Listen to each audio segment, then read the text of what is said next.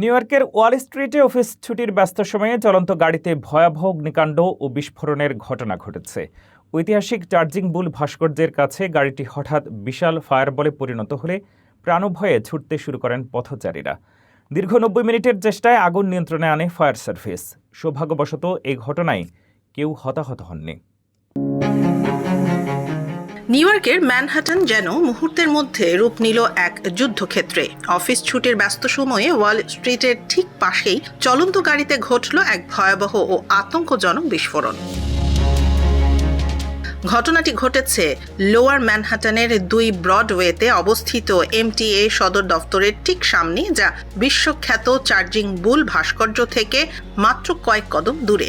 মঙ্গলবার বিকেলে হঠাৎ করেই একটি গাড়িতে দাউ দাউ করে আগুন জ্বলে ওঠে। পথচারীরা যখন দাঁড়িয়ে সেই দৃশ্য দেখছিলেন এবং ভিডিও করছিলেন, ঠিক তখনই ঘটে এক অবিশ্বাস্য কাণ্ড।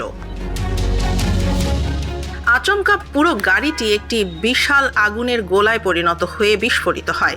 বিস্ফোরণের তীব্রতা এবং আগুনের লেলিহান শিখা দেখে আতঙ্কিত হয়ে পড়েন উপস্থিত সবাই। চারদিকে তীব্র চিৎকার আর দিকবিদিক জ্ঞানশূন্য হয়ে নিউ ইয়র্কারদের প্রাণ ভয়ে দৌড়ানোর দৃশ্য ধরা পড়ে ক্যামেরায়।